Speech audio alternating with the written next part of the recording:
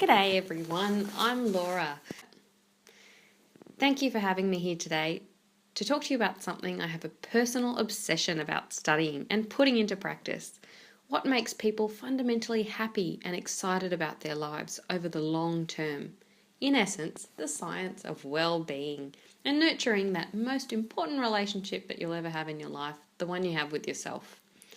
So I'm going to share with you, some information and strategies that I think is probably some of the best stuff out there for health and well-being in general.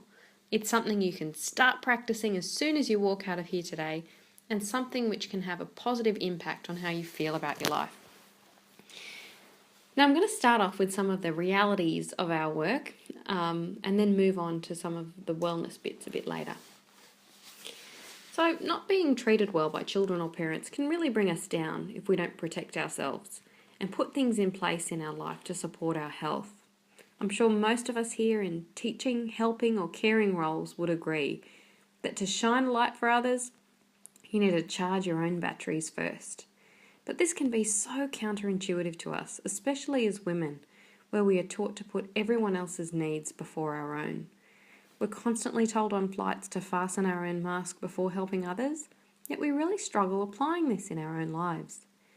We have so much stuff in the way preventing us from putting this into practice. Somewhere along the line we were told it's selfish, arrogant or entitled to think about our own needs. Nothing could be further from the truth, as research shows that when we factor in our own needs, we have more energy to radiate as well as be kind, caring and giving to others and let our light shine. We can't give what we don't have. We can't share what we don't possess within us. So it's an important one. So many people working with populations like we do go through times feeling like a crap teacher, or in my case, a crap therapist, because it's full of lots of challenges that maybe you don't always see in a different demographic. It's a terrible thing when you get stuck in and hooked into these heavy emotions, doubting why we get up in the morning to come to work, doubting if we're good at what we do and even making a difference. This is the start of vicarious trauma and compassion fatigue, which I'll talk about a little bit later.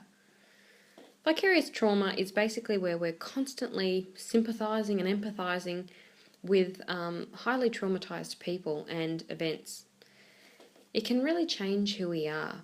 This trauma can get transferred to us, and it disrupts our sense of meaning and hope in the world and in our lives. This was a real concern for me going into the field of psychology. If you're spending most of your day with people that are not mentally well, isn't that going to rub off? And it was a real worry I had, which is why I started getting into studying the science of well-being.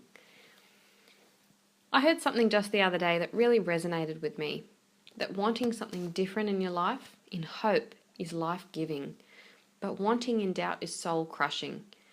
And for a lot of these children, often they want things and they doubt their ability to create them, especially if they come from a home of extreme poverty and things like that. And for a lot of these kids, you are their hope. Coming to school, having opportunities, that is their hope. But, doubting ourselves, that can spiral us down a really negative path. I'm a big believer that you've got to feel in order to heal. And I recall a wall I hit not all that long ago, actually, after hearing and seeing some terrible things happening to children.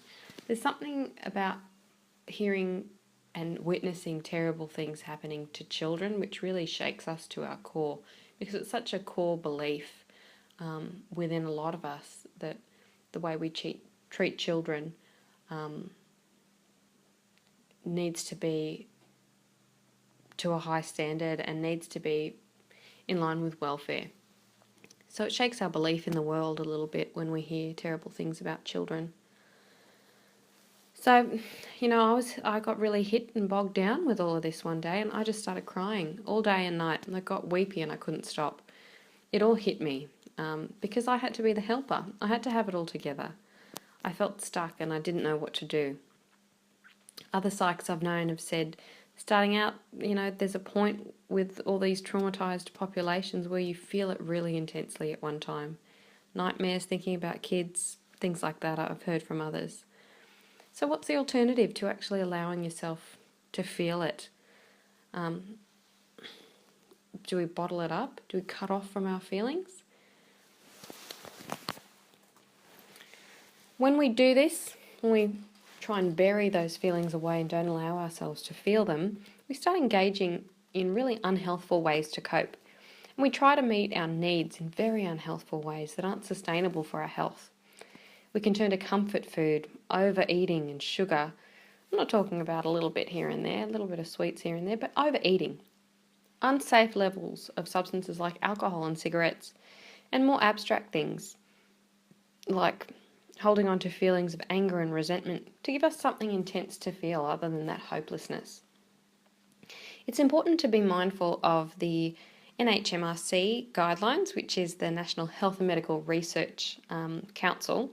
It advocates for women, in terms of alcohol intake, a maximum of 3 to 4 standard drinks in one setting, and making sure that you have a few alcohol-free days in your week.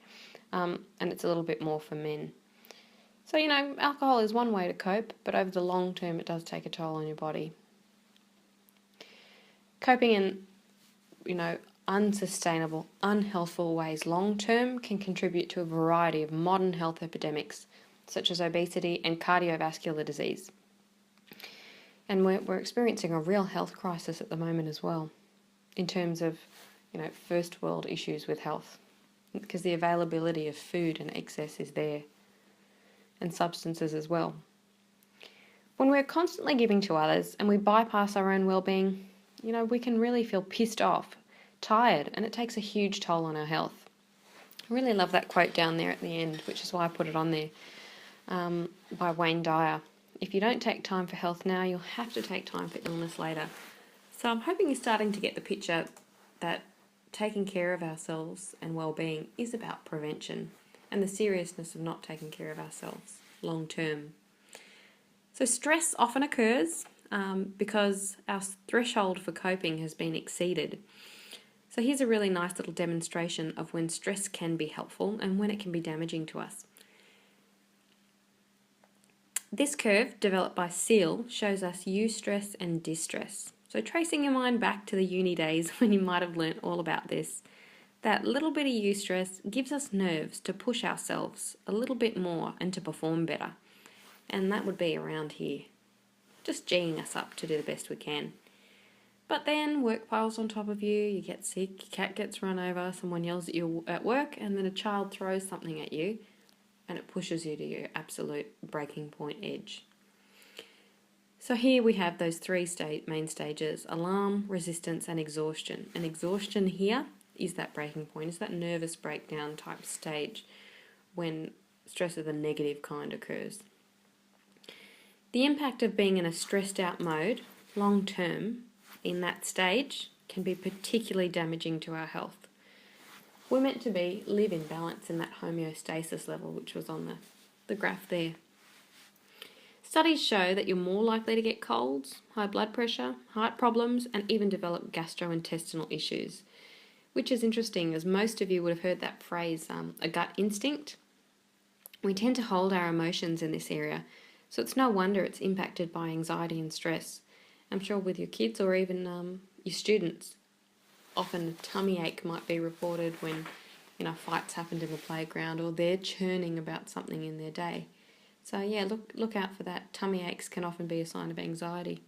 Getting them to talk about their day rather than jump to help them with the tummy ache problem. It's an extra thing to consider.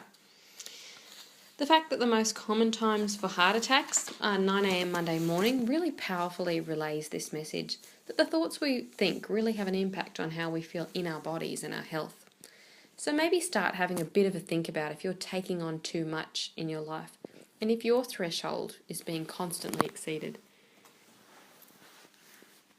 Self-care is one way to increase this stress threshold that I was talking about.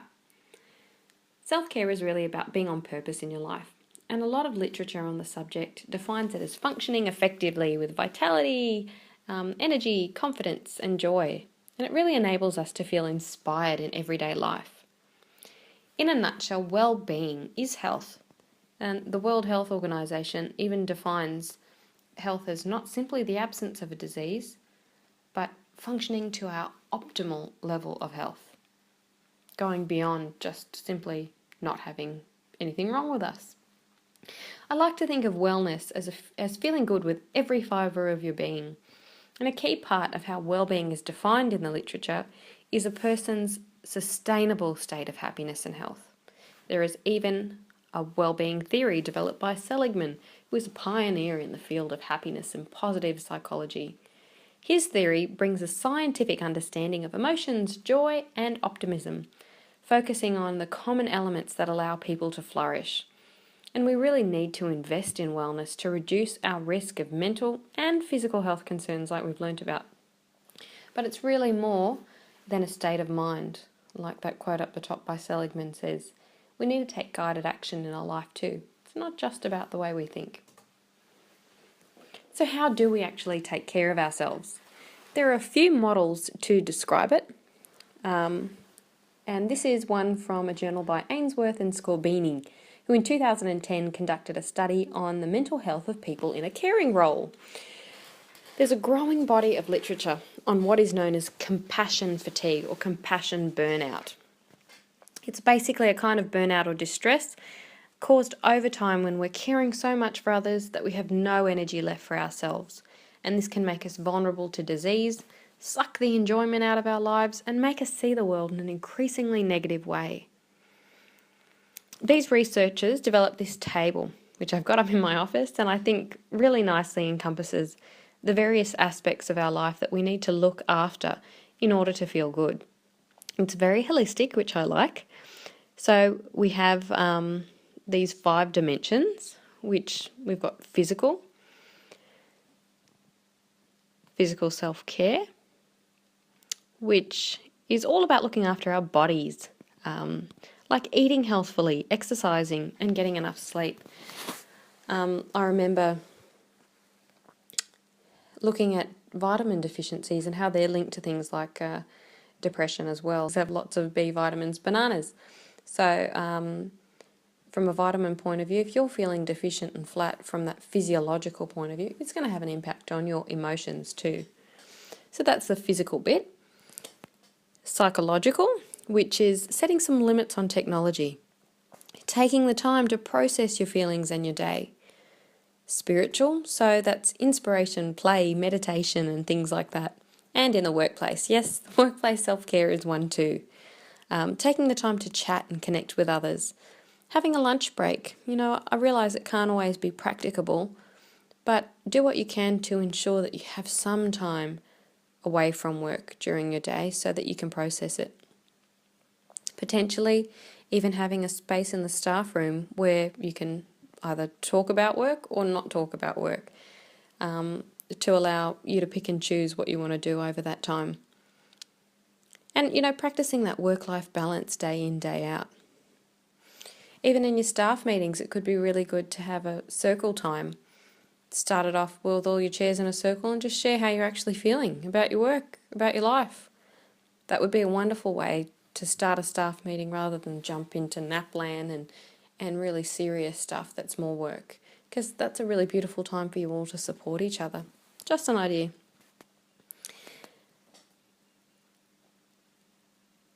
And practicing a work-life balance is so important. Too often we run ourselves ragged and then reserve enjoyment and relaxation for the holidays, but it's so important to build it into your day.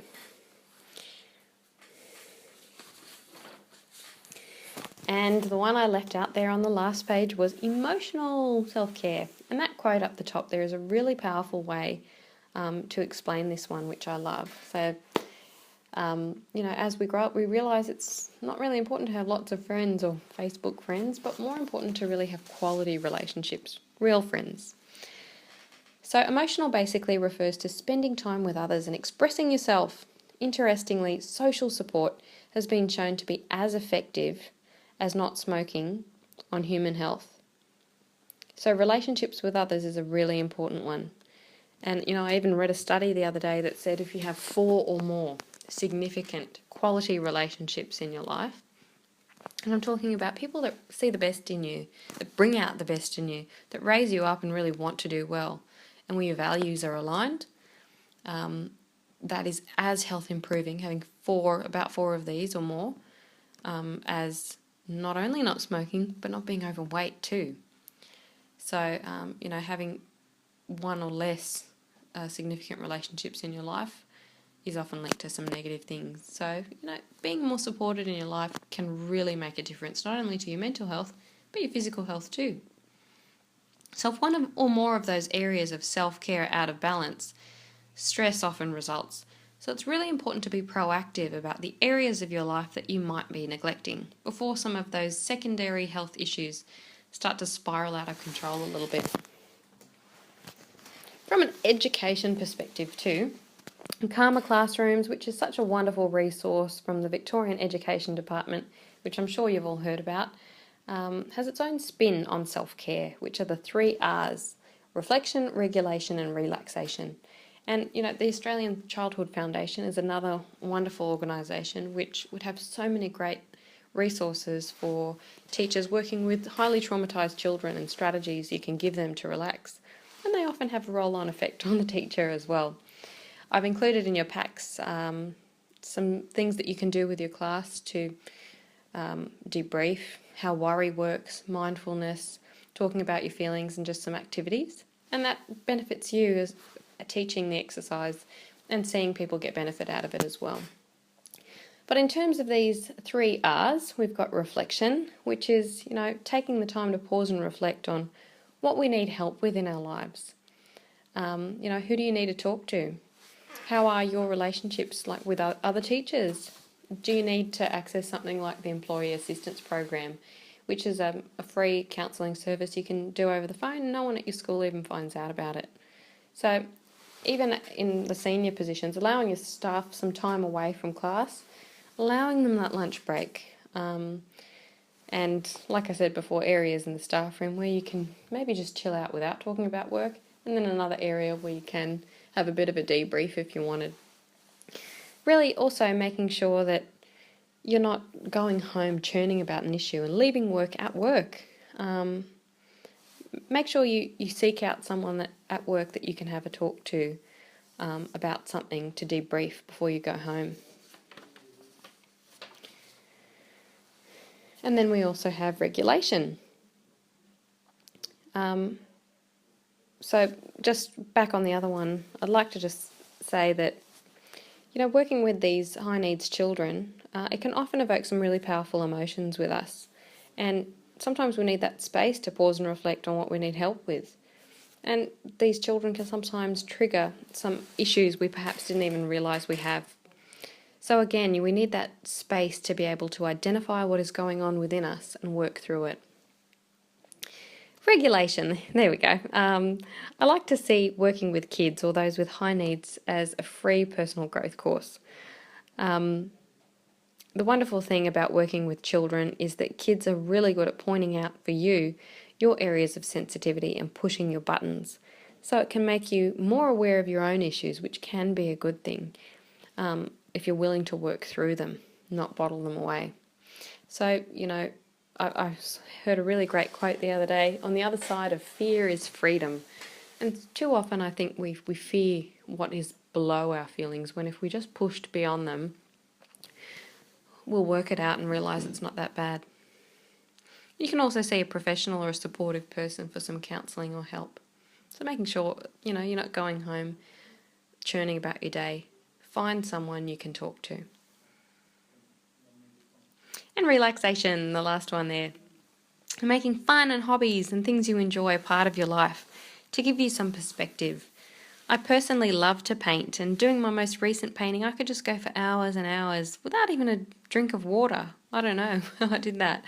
I felt in the zone, inspired, and had my creative juices flowing abundantly. Painting helps me release things that I might be processing in my life. So think about something special that's yours, that makes you come alive. Even if, you might even just need some time to relax in the bath for an hour. Some candles and music. Do what you can to stand up for your life. Ask for support from your partner or your family in order for you to enable this. It helps make you a fuller, richer, more present person. And, when we don't ask for time for ourselves, when we don't communicate our needs, we can feel really resentful. Can lead back to that compassion fatigue bit. And, taking a lunch break is actually quite important. There's that old mentality, working 7 a.m. till 7 p.m. without a break. Is that really what being productive is about? It can be really hard in schools to make sure that you have the time to have a break, to communicate to your seniors, hey, I've actually been going non-stop. Studies show that you're actually more productive if you take frequent and regular breaks. Go and have a cup of tea. Go take 5 or 10 minutes. I've gone many times, just gone to the toilet, shut the door, sat in there and done some meditation. Put the seat down and do some meditation. It's a way of shutting out the world and just giving yourself some time. Sometimes you only just really need 5 minutes to relax. This can really decrease that negative discomfort that we feel at work, that stress, and really improve our output. If we refocus our energies and our mind will go back to our situation and potentially be better at our problem solving. Also, there's the Healthy Minds program, which is on the department website, and it has some online modules on stress and resilience and putting into practice that work-life balance stuff, if you want to go and access that. So, I don't know if many of you have heard of Stephen Covey's book, The 7 Habits of Highly Effective People, but his number one habit is being proactive. And as Hippocrates says, an ounce of prevention is worth a pound of cure. And I think that quote might be on one of my articles that I've given to you in your packs. I do monthly positive parenting articles on uplifting topics. So read those if you're not having the best day in the world, and they help refocus your energies. So, being proactive when you first start to feel powerless in your day, in a situation, is particularly relevant. I believe, emotions are thoughts in motion in our bodies, so checking in with how you are feeling in your body and how alive and vital you feel is an excellent way to see just how stressed you might be. Covey also says to concentrate on what you can do rather than worrying about the things that you have no control over. The problems of the world, problems with poverty, looking after every child in a community. Because sometimes you feel awful that you're sending them back to particular parents. So focusing on the things you can change. You can also affect change just by focusing on this circle of influence, which is the things you can change. So some great things you can do to boost this circle of influence is go on to www.ted.com. If you haven't discovered this resource already, it's full of inspiring, positive people sharing their thoughts and successes. Another great idea is to find a mentor at school or outside in a friendship group, someone that uplifts you, someone that's proved what they're doing over the long term, that takes care of themselves and that is able to function and give to the world, someone that you look up to. And also connect with others. I don't know if you've come across Pinterest or even a page we have developed for teachers to network and share resources, just so you don't have to reinvent the wheel with all your lesson plans or even social emotional skills you might want to teach. So just contact Fiona Hancock or myself and we can put you up here. So being proactive basically means we need to be mindful of how we talk, especially our self-talk.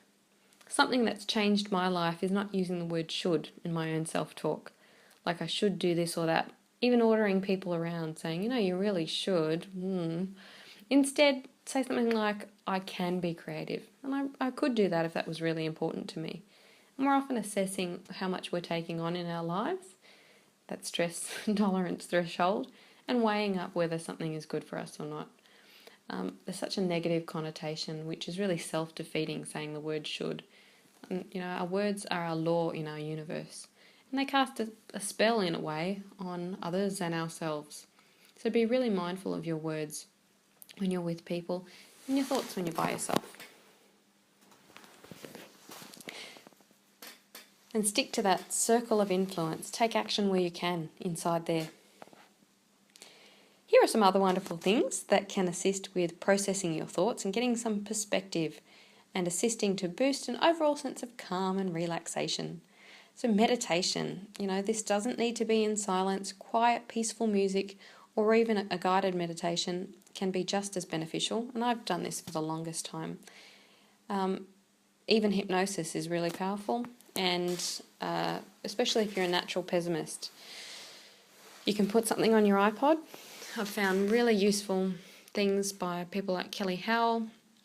There's one called Unleash Your True Potential, and Paul McKenna is also really good as well. A lot of these are fitted with binaural beat frequencies and theta waves and stuff, which actually just make you super relaxed as you're drifting off to sleep. It's better than you churning about stuff all night, and it's helping to build in positive suggestions to turn around those pathways that maybe are focusing too much on the negative. Massage is another great way for easing some of that tension stored in your body. I try to, as often as I can, to get a massage. My husband used to be a masseuse, so I'm very lucky. But, once every term or whatever's practicable for you. It's associated with reducing anxiety and depression, hypertension and pain in the research. So it's very, very important. And it's just taking that physical tension away that's stored in your body, which can make you feel so much better. Time in nature is a great one. A number of studies have shown that gazing at nature scenes increases our focus and our attention. So it really does help us to clear our heads. And here in Tassie, we're blessed with so many beautiful nature walks and places to explore. One of my favourites is going to Greens Beach on the weekend with my puppy and my husband. So, and that's something that I find really helps me feel good. And exercise. There is so much research on how physical activity could contribute to reducing physical health conditions like cardiovascular disease and obesity, and even mental disorders like depression and anxiety across the adult lifespan. So take any opportunity you can to get your body moving. Or even some somatic techniques such as EFT and progressive muscle relaxation, or PMR. And I've been using EFT for a really long time. I've even included some PMR guidelines in your handouts there. So you can look into even doing something like this with your class and do it with them at the same time for added benefit. There are also some amazing apps to make this easy for you. And it gives you reminders throughout your day of things that you can be doing to make yourself feel better, like the Smiling Minds app, which teaches you meditation and walks you through it. 7 Ways to be Happier, which will give you a little reminder, have some water or have a banana. It's just balancing out some of the negative stuff we might be exposed to in our work. And Tap Into a Better You, which walks you through doing EFT on yourself, which is developed by my friend Dr. Peter Stapleton.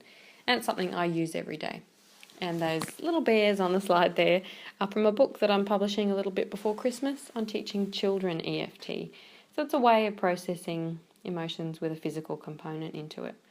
And some of those sheets that I've given you are from the Centre of Clinical Interventions website, which is a wonderful resource.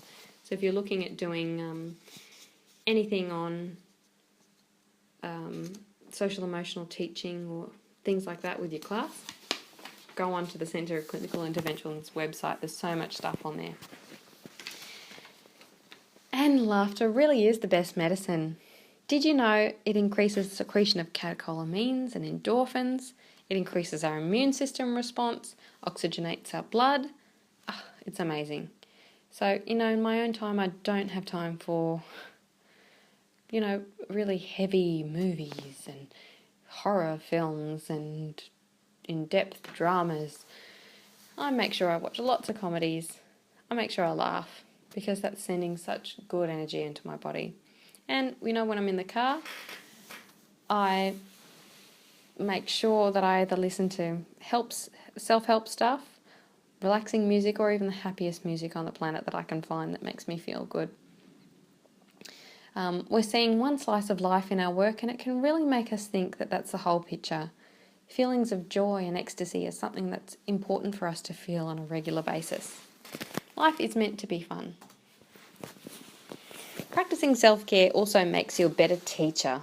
How can we teach worthiness, self-esteem, balance, health, self-compassion and kindness if we don't model it and truly live it ourselves? Like I said on that second slide, we can't give what we don't have to give. We can't shine if we don't charge ourselves up first. And interestingly, in a recent Australia-wide survey, children were asked 3 things they value most in a teacher.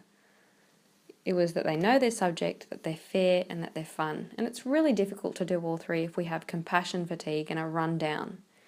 Children even remember more when a teacher has the energy to be animated and smile. Studies by Roffey have even shown that when a teacher has high wellbeing, this can be a wonderfully protective factor for children, positively impacting on the students' learning and behaviour. Your students and children are directly learning from you how to cope with the stresses of life and respond effectively to challenges. While we all know what I'm talking about today within us, we forget to practice it every day in our lives.